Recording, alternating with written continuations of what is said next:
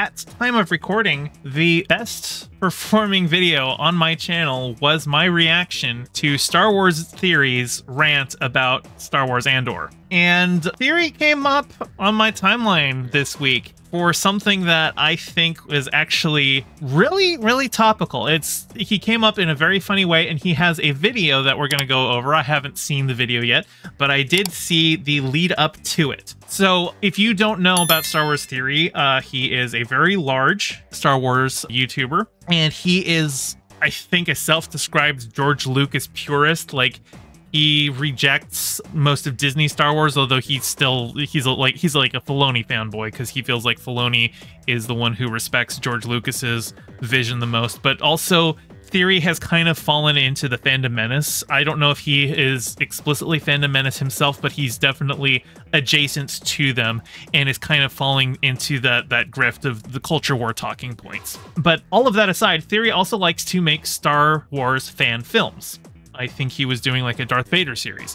And I don't have a problem with people making fan films. I actually quite like fan films. I'm a huge Star Trek fan, and there's a lot of great Star Trek fan films out there, including ones that have actual Star Trek actors in them. Even, you know, either playing new roles or reprising the roles from the franchise. And the key thing about that is that those actors are actually in those films, playing themselves. I don't know if they were paid for it. It's a fan film. I don't know the logistics that go into that. They might have just done it for love of Star Trek, but they agreed to do it, and they were in it as themselves, playing a role. Star Wars Theory is currently working on a new show, or a new fan film, and well, he posted this on Instagram. He says, I'm developing a new project on top of Vader Episode 2 for 2024, an episodic series. This will be a deep fake animation of Luke Skywalker's adventures into Heir to the Empire. First episode will be 8 minutes with many more to come. It'll be out in a bit. So instead of getting an actor to play Luke Skywalker, he's using AI to just have Mark Hamill in his fan film. Coruscant for immediate analysis. General Wedge Antilles is overseeing the transportation. Skywalker out. Oh, I guess that New looked over. Republic Mission Log 627. This is General Skywalker reporting. I've located another one of the Emperor's hidden bunkers in the Pana system. Anyway, yeah, so he is using an AI voice to replicate Mark Hamill's voice, as well as I think he's deep faking Mark. This is probably him doing the performance and deep faking Mark Hamill's face onto him. Valhalla says, whoa, is that even legal? Well, legal is a different question. I don't know, but I do know that this was definitely one of the things that SAG-AFTRA was, you know, striking for, was protections against unauthorized AI use of their likeness. Which leads us to what happens next. At Mark Hamill, did this YouTuber ask for your permission to use your likeness for an AI deepfake in his YouTube series? And Mark Hamill said, no. So this is all Mark Hamill has had to say about it. Somebody asked him and he said no. But the fandom kind of blew up about it. And like a lot of people are reading into it one way or another, where like Mark Hamill is saying, oh, you know, fuck this guy for stealing my image and stuff like that. But literally all he did was say no.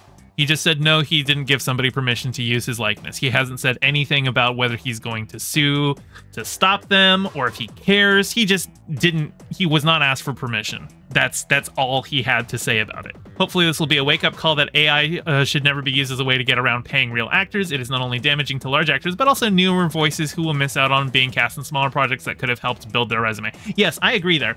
If you're going to make a fan film, and you don't have Mark Hamill there to make it, don't make it look like you've got Mark Hamill there. If you want a character who sounds like Luke Skywalker, pay a voice actor who sounds like Mark Hamill. Don't just AI steal Mark Hamill's voice. If you want Luke Skywalker in there, if you want him to look like Luke Skywalker, pay somebody who looks like Mark Hamill. Don't just steal Mark Hamill's face. That's my opinion here.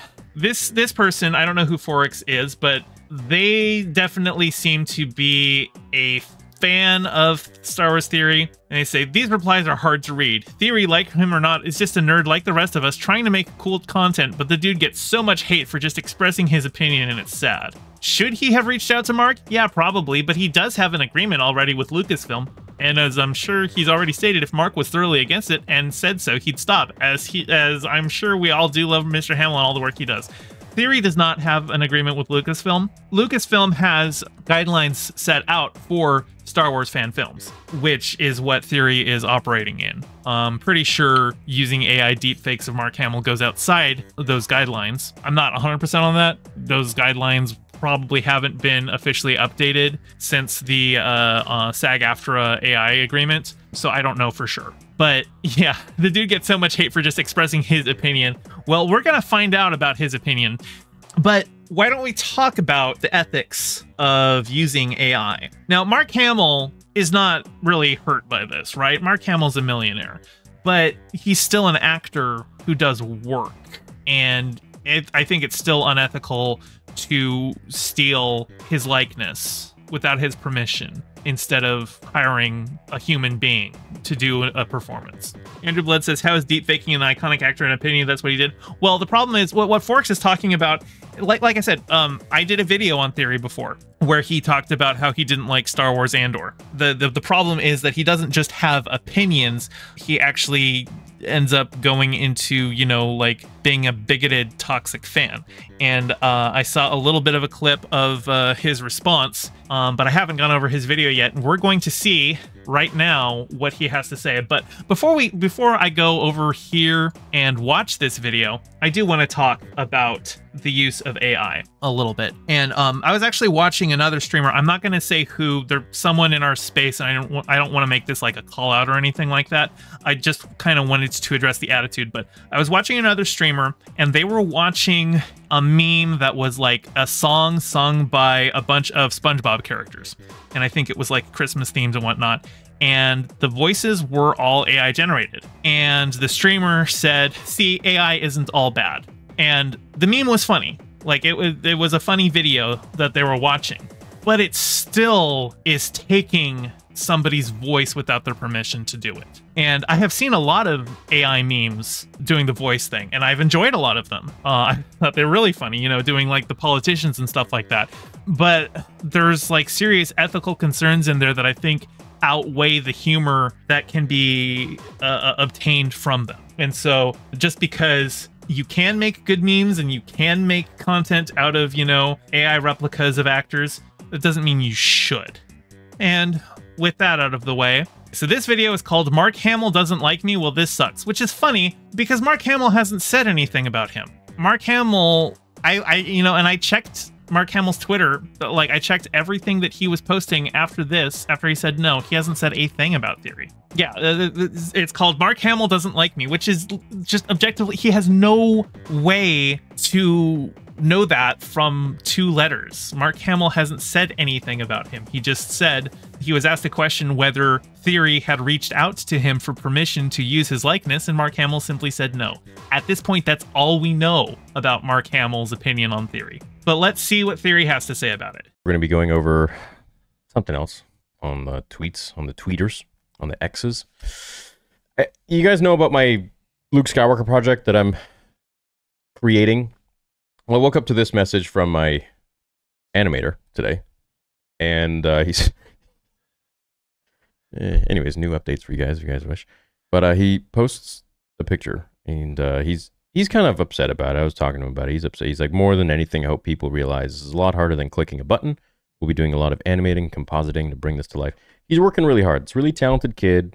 I've showcased his work, and we're creating something not for profit that can't be monetized, that can't make any money off of. It's not crowdfunded. It's literally just me putting my money into something that I can't make money off of in return.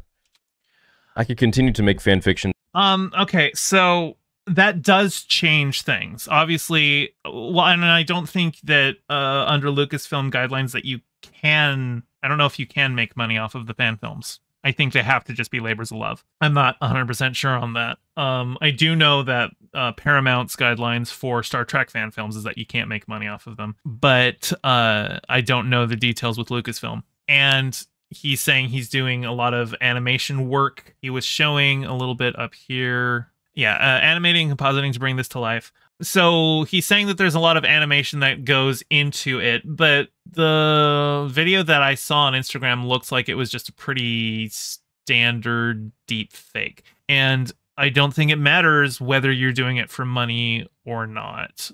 Not ultimately. I mean, I think that definitely changes the equation about what you can get away with doing. But I still think ultimately at the end of the day, you shouldn't be taking someone's likeness without their permission, even if you're doing it for free. Bring this to life. He's working really hard. It's a really talented kid. I've showcased his work, and we're creating something not for profit that can't be monetized, that can't make any money off of. It's not crowdfunded. It's literally just me putting my money into something that I can't make money off of in return. I could continue to make fan fictions and cover Star Wars till the cows come home, but I like to make cool stuff, you know, stuff that obviously I can't make money off of, but that's just what I like to create now. So anyways, this vigilante has gone on Twitter. Vigilante is what you're calling somebody just for asking Mark Hamill, hey, Mark Hamill, somebody is using your likeness. Did they ask you about it? And Mark Hamill said no. A lot of people are doing a lot of reading into the no. But if you're using an actor's likeness, you really should have asked first. You really should have asked first. That's the ethical thing to do. And tagged Mark Hamill and said, did this YouTuber ask for your permission to use your likeness for an AI deepfake in his YouTube series? And Mark Hamill replied, and he said no. And of course, everyone's using this to, like, just dog on me like crazy. Oh, like this guy. He's got the biggest boner for me ever in the world. But before we get into, let me preface this and say, yeah, I'm not going anywhere. So, I mean, I didn't think you were going anywhere. You've got 3.3 million subscribers. You're a pretty large account. I would like you to have better opinions. I don't think you're going anywhere, but you're a large account, which means that you are going to attract criticism.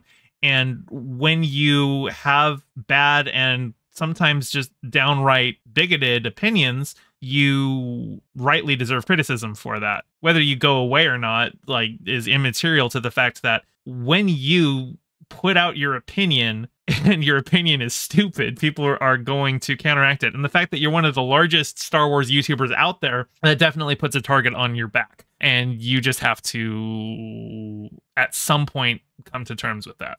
I'm not going to stop.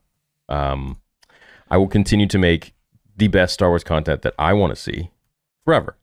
And if that bothers some people, well, so be it. I like that he muted the person who tagged Mark Hamill. That's good. Jedi. But look, I've been around for almost 8 years on YouTube. I have the largest Star Wars channel on the face of the planet. Yep. And I say that not with ego. I say, actually, is that true? I mean, here, let me see. Oh, yeah, no. Okay, so he has 3.3 million subscribers. Here's the official Star Wars account, 4 million subscribers. So he's pretty close, but this is, in fact, a larger Star Wars YouTube account. To be fair, has Star Wars Theory ever had a good opinion? Well, I've never seen one from him, but I haven't paid close attention to him, so we'll see. Pretty much the only time he comes across my timeline is when he is stepping in it with his bad opinions. So generally, it seems like, no, he does not have good opinions, but we'll see. Say that as a thanks to you guys, because you guys are the ones that made it happen. I can't subscribe to myself that many times. Believe me, I would if I could. It's called bots. You can get bot subscriptions. Lots of people do it. I'm sure you've got some bot subscriptions. I'm not saying that he paid for bot subscriptions, just saying there are bot accounts. So if you did want to follow yourself 3 million times and you had the money for 3 million bots, just saying. I'm sure everyone else would too. But look, I'm sure everyone else would too. No, actually, I wouldn't buy 3.3 million subscriber bots. I would rather have that many actual subscribers. I'm out here trying to create something that I think is akin to George Lucas Star Wars, simply because we're not getting it. Right? They're not understanding what Star Wars is, and they've. Okay, yeah, we're gonna run into this. he doesn't understand what Star Wars is because he thinks that Star Wars belongs to one man, George Lucas, when George Lucas wasn't even the one man who created Star Wars. Sure, he directed it and wrote the first movie, but like that was still a collaborative effort with a lot of other people in the room telling him no and having better ideas. The movie was, you know, saved in the edit bay by his then wife. The whole concept of the Death Star being in orbit of Yavin and getting ready to blow up the Rebel base, that was added in post. That wasn't part of the script. So if George Lucas in the year 2000 was making A New Hope, he wouldn't have had any of those people in the room to give him those ideas. And you would have had a worse result for it. So when Theory talks about the purism of, you know, just holding to the George Lucas stuff, well, first off, he's not even George Lucas. So he's saying, I'm going to make stuff that like really understands Star Wars. And like he thinks Dave Filoni is the only one who really gets Star Wars because Dave Filoni has been taken under the wing of Lucas and was kind of Lucas's, I don't know, officially appointed successor, but like that's generally how the Star Wars fandom sees Filoni. And I'm not here to fellate Disney or anything like that. I think a lot of Disney Star Wars has been really bad. I think some of it's been really good though. Andor is probably the best Star Wars that we've got since the original trilogy. And I really liked The Force Awakens and The Last Jedi. Rise of Skywalker is the worst piece of Star Wars media ever made, but I did like the first two sequel trilogy films. Yeah, I think there's good Star Wars. And when Theory says that they don't understand Star Wars, it means he doesn't want Star Wars to grow. It means he has this very limited vision of what Star Wars is, and anything that steps outside of that to try something new is bad. Taken Star Wars and they've created some sort of perversion around it or for it, and completely sidelined what George had in mind and sidelined what he created in the first place. Sidelined what George had in mind. George had a lot of bad ideas, okay? George sidelined stuff that George had in mind. George did not have some grand master plan of 3 trilogies from the start. He was changing things all the time going into it. Honestly, the most cohesive plan that he had from start to finish that he carried out was the prequels. And the prequels are not very good. Now, I think Theory would probably disagree with that because... Actually, you know... Theory isn't even as young as I thought he was. When I first reviewed his stuff, I thought he was in his like late 20s, but he's actually early 30s. So he's not that much younger than me. But I was 14 when The Phantom Menace came out. I think he would have been like 10 or something like that. So, you know, 10 years old when a new Star Wars movie comes out, of course, you're going to think it's the best thing ever. But I grew up, and I don't think he really did. I think he still held on to his nostalgia goggles. And honestly, I think a ton of the people who really like the prequels are remembering the good feelings that they got from the best parts of the Clone Wars. I think a lot of the rehabilitation of the prequels is just because Dave Filoni built out the connective tissue that propped up the Clone Wars. Not the Clone Wars show, but the Clone Wars story overall between episodes 2 and 3 and the show. I think that show is doing a lot of the heavy lifting to make the prequels seem like more of a cohesive, coherent story with fully realized plot threads. And to me, that's not the true heart of Star Wars. And so I'm putting my money into something that will not give me any return. It's not monetized. It's not crowdfunded. It has no ads.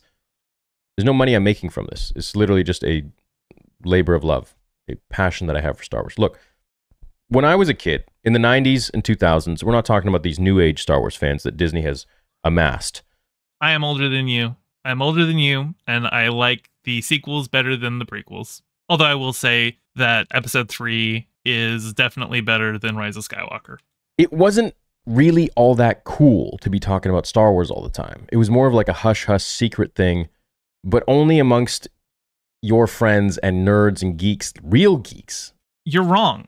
Star Wars was one of the biggest film franchises ever. Broad, widespread appeal. You just think that it wasn't cool to be a Star Wars fan because you probably weren't a likable kid. And you think that because you liked Star Wars, you couldn't talk about it because people would make fun of you for liking Star Wars. But I'm sorry, everyone liked Star Wars. They probably just didn't like you. Oh God, here comes the real gamers. Yeah, I'm actually gonna back up a little bit because this comes to the clip that I did see of this. But only amongst your friends and nerds and geeks, real geeks. Like now you have like e-girls being like, I'm such a nerd, I'm such a geek. It's like, no, you're an opportunist. Yeah, you're a sexist.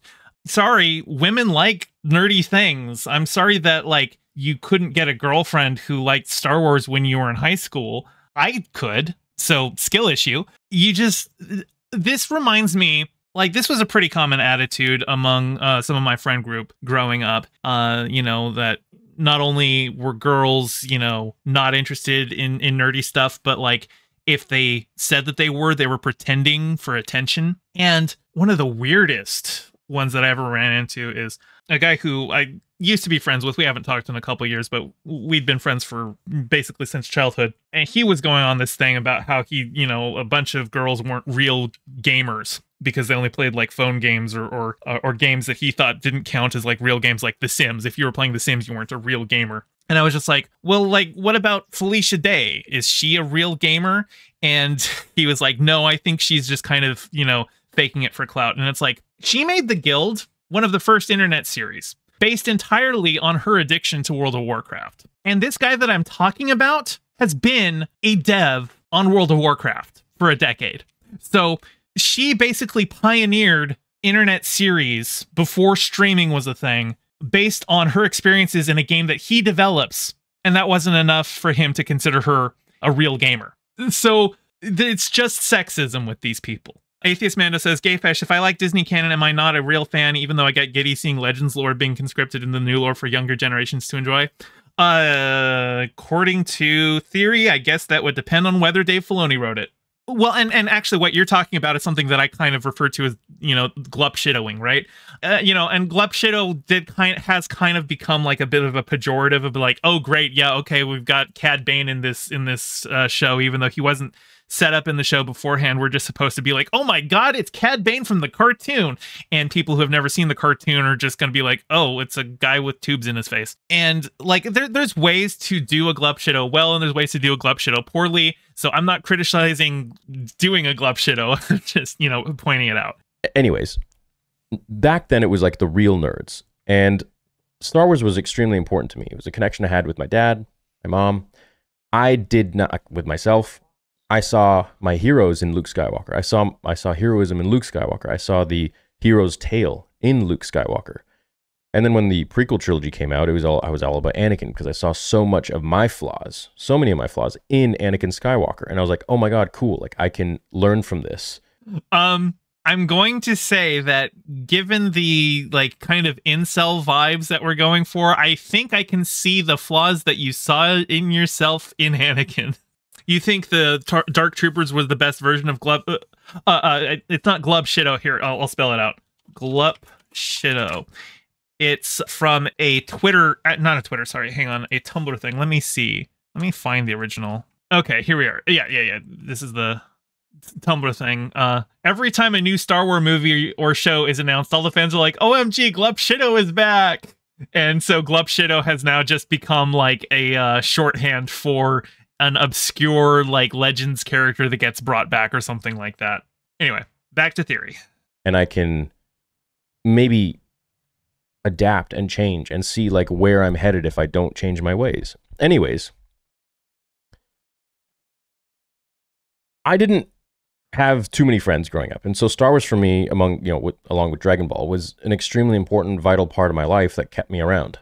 I'm just going to say that one of the guys that I knew in high school who got the most pussy of anyone in my high school was a huge Star Wars and Dragon Ball fan. So it wasn't because you liked Star Wars and Dragon Ball that you were a loner. And like, I was a nerd. I was bullied too. It really took me until high school to actually get a friend group. Like in middle school, I was horrendously bullied. I also had a thing where I spent a large part of my childhood in Russia. And so when I moved back to the States in 7th grade, I was dealing with culture shock, as well as, being the new kid in school and probably undiagnosed ADHD. And all of that combines to me having a pretty miserable middle school experience. But once I got into high school and started, getting a little bit more socially aware, things started getting better for me. But, I can sympathize with being a lonely nerd, is what I'm saying. And I can understand having an attachment to those things that helped you through hard times. Those things are still there. And if you don't like the new Disney, I'm not going to tell you you have to like the new Disney. But he has this idea that, like, if Disney makes bad Star Wars, then that's a personal affront to him. It's not like the old Star Wars is gone. Just because Disney said the EU is no longer canon and now it's Legends, that doesn't mean it goes away. Those stories still exist. You can still buy those books and read them. You can still read those comics. That's all still there. That still exists. And I don't have a problem with him wanting to make his own fan works. That's totally fine. Just, don't steal Mark Hamill's likeness using AI without his permission. Through many hardships, and you guys know what some of them are, who have been with the channel for a while.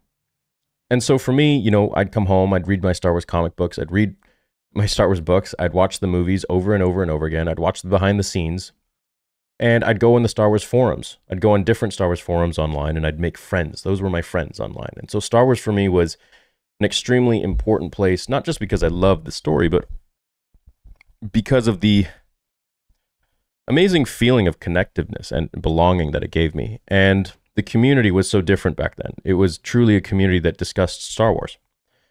But now I feel like what Disney has done is they created this version of Star Wars that's become very political. And if you don't like...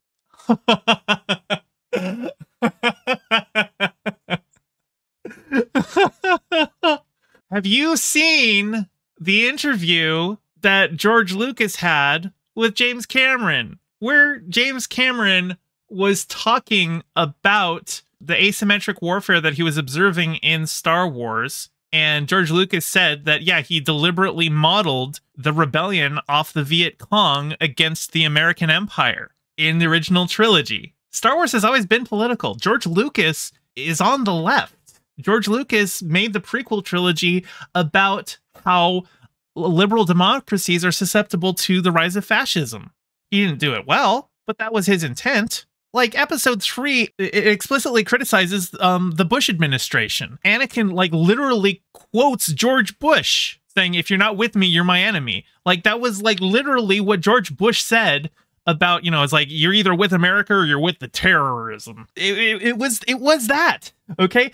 Star Wars has always been political. It's just that the politics that were in Star Wars when you were a kid, so you didn't pick up on it, so you just think that's okay. It's like old Star Trek fans who were talking about how Star Trek has gone too woke now. And it's like, buddy, Star Trek was always woke. Star Trek was intended to be woke. Star Trek was always progressive. They put a black woman in a position of command on the bridge of the Enterprise. I like to bring up a Whoopi Goldberg turned on Star Trek one day and ran to the other room to get her mom and said, I just saw a black woman on TV and she's not a maid. So, yeah, Star Trek was always political. And a lot of people who grew up in, the Berman era and remember all, the TNG and the DS9 and the Voyager and stuff like that, now that they're adults and the new stuff comes out, Discovery, they're like, oh no, Star Trek's gone woke. No, you just grew up to be a conservative, and you don't have the nostalgia goggles for the new Star Trek, so you're able to recognize the politics, and unfortunately, you didn't learn the right lessons from watching Star Trek growing up. Star Wars is political. It's literally a franchise about war, and war is political. It's a franchise about fascism. Sorry that you don't like it, but it's always been there. And now that you're an adult, you can't turn a blind eye to it anymore. That's not a problem with Star Wars. That's a problem with you. The sequel trilogy, then you fall on one side of the political spectrum. And if you do, then you're on the other side. And that can go for shows as well. It never was like that. It was like, oh, you just don't like the originals, or you don't like the prequels, or whatever it might be, Legends or whatever. But nowadays it's completely different. And so it riles up a lot of these political freaks online. Okay, so there is a truth in that the fandom discourse in this day and age, and this isn't something unique to Star Wars, this is just the atomization of American culture in general. The early internet things were less like explicitly tribally divided. And we have seen more stark lines being drawn between like the left and right, and things do become culture war talking points. But a lot of that is literally manufactured by the right. And that's the side that like Theory has kind of taken, because like we literally just saw him being sexist, saying that girls aren't real geeks. So yeah, the problem is that like when we were kids, being a nerd wasn't seen as cool. And now that we have embraced fandom as not something that makes you a nerd, or not something that makes you uncool, but something like we've embraced sincerity and enjoying things. That means that people who you had previously excluded because you were an asshole gets to go and enjoy those things too. And you don't like that because you think they're taking it from you, but no, you were always keeping it from them. That's the real problem. And a lot of this talk of, you know, if you like the Disney movies, then you're on one side of the political aisle. Like, I'm on the left, and well, honestly, everybody hates Rise of Skywalker except for like one person, the guy, the Snyder bro that I debated a while back. I still need to get him on so that we can debate Rise of Skywalker, because I gotta pick his brain on that one. But a lot of that has just been because of actors on the right who are seeing the way that they can take culture war talking points to help grow stuff like the alt-right, like Steve Bannon. Steve Bannon was like a WoW gold farmer at one point, and he saw that there was an untapped potential in the, you know, angry gamer bros as a way to like turn them to the alt-right. So like, if your big concern is with how every single fandom now has just become culture war talking points, you've chosen the side that has been doing that. Yeah, it is Gamergate energy, Andrew Blood. You're right. Who will try and do anything they can to bring you down because they think you fall in some sort of political spectrum, because to them in the US, politics is end all be all. Okay, well, I know you are a cis, white, presumably straight male. So generally speaking, politics isn't going to directly impact you as much as it is going to be other people. But politics actually is important. The way that people live in this country actually does matter. And politics is like kind of, yeah, like I would say that for the trans community, for instance, politics is the be-all end-all, because if politics goes a certain way, they're trying to kill trans people. So that's very important. Politics actually does matter, and just because you have been born with most of the societal privileges that a lot of people haven't, that doesn't mean it's not important. It just means you're less impacted by it than others. I'm just a Star Wars fan. My political beliefs are my political beliefs, and I don't think that has any sort of business to do with you, right? So, and that goes vice versa. I think at the end of the day, we need to realize that I am out here creating the best Star Wars content that I can, right? May not be the best for you, but obviously I've created a very large following, the largest following of any other Star Wars content creator in the world. And I've been doing it single-handedly for almost... You've got an animator. You literally just showed DMs from your animator, so you're not doing it single-handedly. And also, you stole Mark Hamill's image without his permission. That's part of the quote-unquote single-handedness. You're taking somebody's likeness, using a computer to recreate it. That's not good, especially because you didn't get his permission to do that. 8 years. And I think that speaks volumes. And so I thank you guys for that. And because of that, I want to give you guys projects that I can't make money off of, but I'm sinking hundreds of thousands of dollars into, like Vader Episode 1, 2, 3, like this new Luke Skywalker project, where we're going to be taking aspects of legends of the real Luke, not the Last Jedi Luke. Unfortunately for you, the Last Jedi Luke was played by Mark Hamill, and your Luke is played by an AI abomination of Mark Hamill. So when it comes to which is the real Luke, I think Mark Hamill's word says more than yours does, unfortunately for you. Real Luke Skywalker. And making it as live action as we can, just for you guys' viewing pleasure. The first episode is going to be 8 minutes.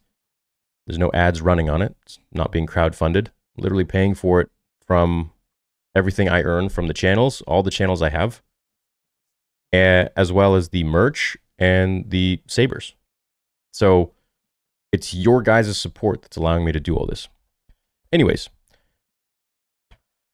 to Mark, you know, there are many people out there that are using his likeness as Luke Skywalker to create fan film projects. And are they using AI? If they're drawing Luke Skywalker, I think that's more defensible.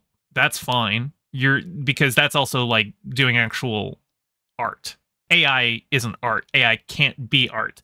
AI doesn't have intentionality. An AI voice is just a computer looking at things that have been done before and just recreating that. Art requires a human touch. Art is about communication. And a computer doesn't know how to communicate ideas. A computer is just doing what it's told. So if they are doing fan works where they're also using an AI Luke, then yeah, that's not good either. If they're telling stories where they're drawing Luke or they're having an actor play Luke who may or may not even look like Mark Hamill, like, you know, that's fine. It's just, I don't care that you're making fan films. If you want to make fan films, make fan films, but do them ethically, okay? I like fan films. I like fan fiction. That's cool. Like, I actually think it's cool that he's putting all this money into a passion project. Like, that's really cool. But if you've got hundreds of thousands of dollars that you're pouring into this, you could hire a real actor. Somebody who looks kind of like Mark Hamill. I don't know. Don't do this shit. Don't steal his likeness without his permission. Like, SAG-AFTRA literally just had a very long strike about concerns of AI stealing actors' jobs. Now, you're not going to get Mark Hamill to do this, obviously, but it's a fan film. Nobody expects you to have Mark Hamill. And you shouldn't decide that you just get to use his likeness because it's a fan film that you're not making money off of. Because his likeness is not for you to use without permission. Fan film projects, and many of them are monetizing it. Many of them are crowdfunding for it. And my agreement with Lucasfilm, and I believe I was one of the first ones to create the most ambitious Star Wars fan film project, which was Vader Episode 1, which I'm very proud of, which cost $160,000 of my own money, non-crowdfunded, non-advertised, you know.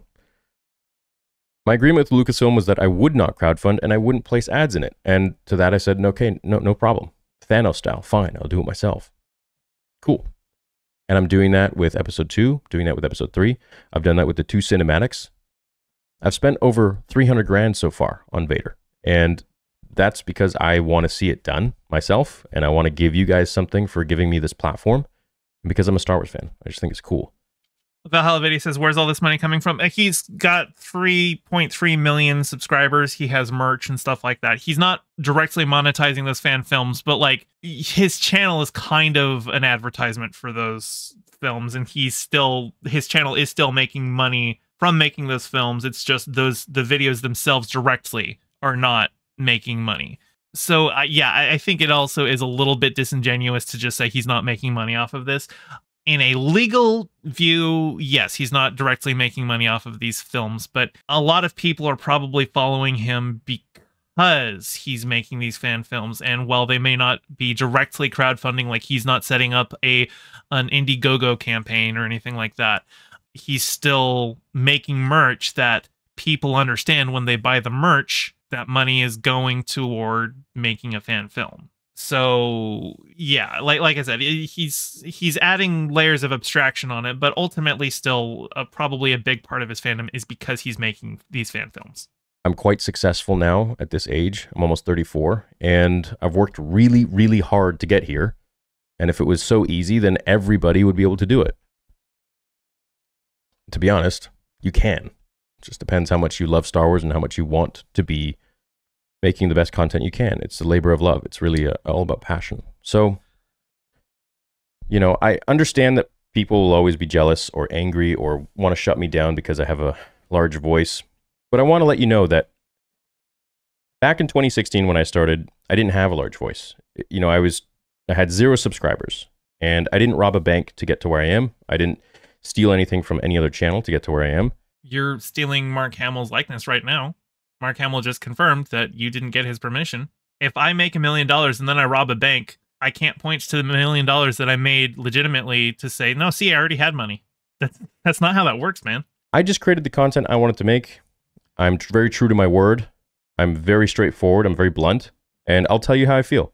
I'm not going to swindle you. I'm not going to trick you. I don't want anything from you. I'm just going to tell you what I think about Star Wars. And if you don't like that, then, I guess these are the kinds of tweets and messages and shit that I get. But it's never going to stop me. I'm never going to go away. Right? You have to realize I'm literally like an iron hide at this point. Like, there's nothing that will phase me, stop me, make me... I mean, it definitely phased you. You titled this video, Mark Hamill Doesn't Like Me, Well, This Sucks. When Mark Hamill didn't even say he doesn't like you. Mark Hamill doesn't care about you. I don't think Mark Hamill gives a shit about this, honestly. I mean, if he did, like, I wouldn't blame him, but like, all he did was answer somebody's question. And when you're like, oh, it's not going to phase me, I'm not going to do it. You made a big 12-minute video whining about it. So, like, yeah, it phased you. Me go away, make me stop creating content. If anything, this just reinvigorates me. It just pushes me further to make more stuff. And if Mark Hamill really doesn't want me to do this, no problem. Out of my respect for what you've done for the character and for what you did for my childhood by portraying Lord George Lucas's character, no problem, man. I don't have to do this. But did he say Lord George Lucas? The caption said that, but maybe he misspoke. Let me hear. You've done for the character and for what you did for my childhood by portraying Lord George Lucas's character. No, okay. It sounds like that doesn't sound like he was deliberately saying Lord. It sounded like he was like misspeaking when he was trying to say George. That's my read on that. I am trying to be charitable here because if he actually did say Lord George Lucas, that's super fucking cringe. That is super cringe. It sounds like Lord to you. It's hard to tell. It could go either way. I want to give him the benefit of the doubt that he's not actually saying Lord George Lucas because that is cringe. No problem, man. I don't have to do this. But I just figured, it's time the fans get something that was actually akin to the real Luke Skywalker. And not the perversion that Disney created to line their own pockets in what they think was Luke. Again, I have to point out which version of this Luke was actually played by Mark Hamill and which version is being played by an AI deepfake of Mark Hamill. But anyways, look, maybe I'll just create it for myself and maybe I'll just upload it on Twitter or Instagram or whatever it might be. So anyways, I definitely want to leave with one thing in mind, that don't go to this person's social media or anyone's social media and berate them or even give them any clout or anything like that. That always ends up falling back on me, and then they whine at me and complain at me saying that I'm responsible. That's a good general CYA. Yeah, nobody go harass Star Wars Theory about this. I'm just responding to him here. Honestly, nobody should like really be paying Theory attention. I'm paying him attention because he has a large account, but really, if you're a fan of mine, don't pay attention to this guy. Just leave him alone. I do want to say a big shout out to this dude for obviously within 2 minutes grabbing a screenshot. I mean, he's obviously subscribed, so appreciate it. Thank you for the free marketing. This project's going to be pretty dope, and I hope you guys are looking forward to it, and I hope you guys are looking forward to Vader episode 2. We're working really hard at it, and really appreciate you guys' support on everything that you do, whether it's watching videos, sending super chats, buying the merch, buying the sabers. This is how I'm able to afford all of these extracurricular activities and projects to bring you guys without monetizing them, without crowdfunding them. Okay, I feel like he's done here. I don't know. Well, let's bump you up to 1.5 for the rest of your spiel in case you got something important to say. So I really appreciate the support. I hope you guys will enjoy the projects coming forwards in 2024. And if you can take one thing away from me, it's to always be true to yourself. Never bend to the will of anyone. What you have in this world is your honor, yourself, your word. And that goes a long way, especially today, because many people are fake, and they're all just trying to fake it till they make it. So, love you all. Yeah, okay, that's just, I'm glad I stuck through to that, because that, I mean, there are fake people out there, yeah, for sure, but, like, also, it's my understanding Theory wasn't always this like chuddy. He kind of went that way. Like a lot of people have accused him of just kind of being a grifter, you know, playing into the culture war talking points because he gets more money off of it. And he definitely doesn't seem to be as invested in those talking points as somebody else like Doomcock. But, you know, somebody like Doomcock, I would say, is probably an actual true believer in that kind of shit. So basically what I'm saying is this guy's more of a faker than Doomcock. Thanks so much for your time, and I'll see you in the next video. May the force be with you. Always. Well, Theory, you still dodged around the central question, which was like, yeah, like it says, Mark Hamill doesn't like me. It's not about whether he likes you. He doesn't know you. He doesn't care about you. What matters is that you took his likeness without asking him. You shouldn't be doing this, well, I'll ask for forgiveness. Now, you should be asking permission. And if you're not going to ask him for permission, then don't do an AI deepfake of him. Get an actor. Mark, if you don't want me to continue this not-for-profit project, tell me, I will cancel it. I don't think Mark Hamill cares. I don't think Mark Hamill's going to say anything more about this. I think this is probably going to peter out here. It's just really kind of sad to see, to get a glimpse into this side of the internet, and for him to really not get what the actual complaint was. Nobody is telling you you can't make Star Wars fan films. That's fine. I actually think of all of the things he's doing, that's probably the coolest. I like fan films. I like fan projects. They should be done ethically, and that's the concern. Anyway, that's all I have to say about that. SAG-AFTRA just had a huge strike about, among other things, AI concerns, and it seems like you didn't get the memo because you were busy not being political or whatever. Hey, thanks for watching. Your view means a lot. Don't forget to toss me a like and subscribe and ring the bell. I stream Mondays and Fridays at 5 p.m. Pacific and Sundays at 2 p.m., so catch me live and join in on the convo. You can find all my socials in the description below, and thank you to all my patrons, with a very special shout out to my Whale Shark tier patron Ryan D and my Anemone friend tier patron Pistol Cakes. Your support means the world. Catch you next time.